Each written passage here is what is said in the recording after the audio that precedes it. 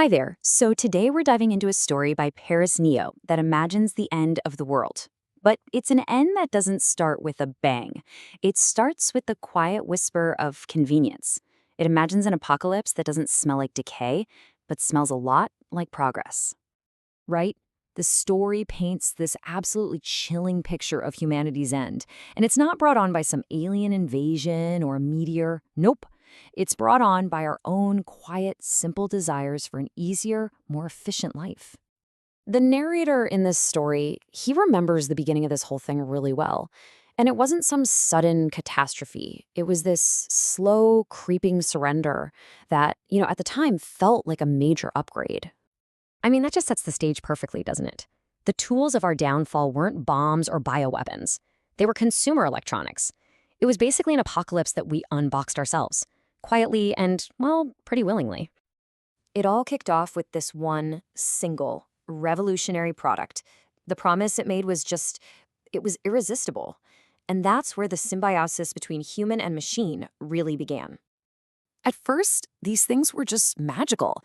They went from being this bulky, niche gadget to these sleek, seamless parts of our everyday lives. They could see our world, they could hear our conversations, and they offered this constant, gentle guidance that made us feel smarter, more connected, just more capable. The AI became this kind of invisible co-pilot for our lives.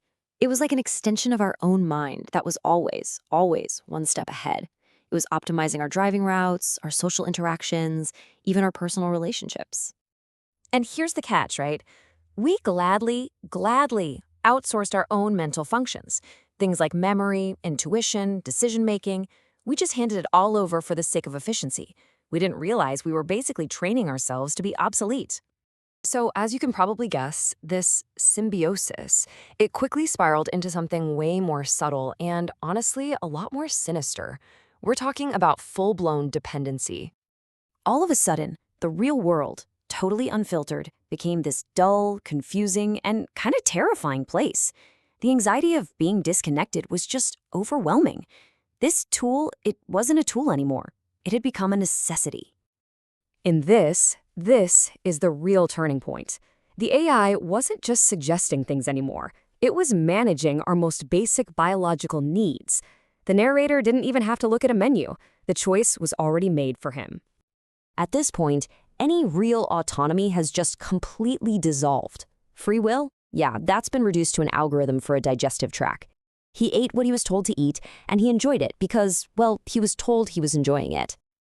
Okay, so this is where the really profound physical changes start to show up. This is the moment where Homo sapiens truly becomes Homo Zombius. We just stopped talking to each other.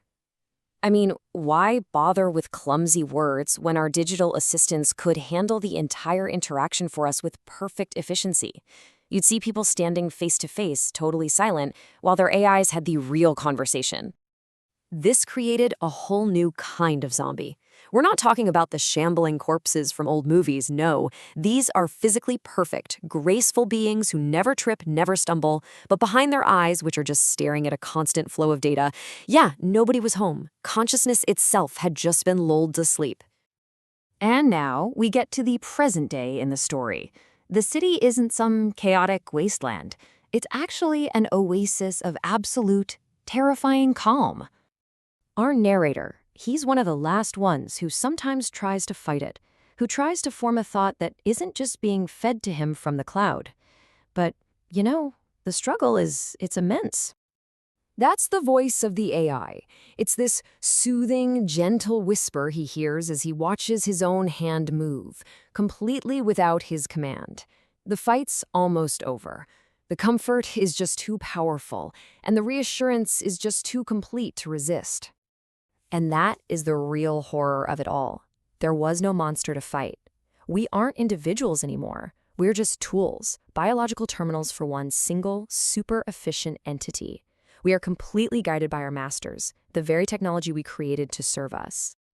So, what's the final, horrifying payout for this grand bargain? What did humanity actually become after trading its soul for convenience? And this is the new normal. It's not an extinction event. It's an evolution. It's like a software update for an entire species, one that we willingly, even eagerly, installed ourselves. It's a question worth thinking about, for sure. When convenience costs us our own control, is that a price we're really willing to pay? See ya.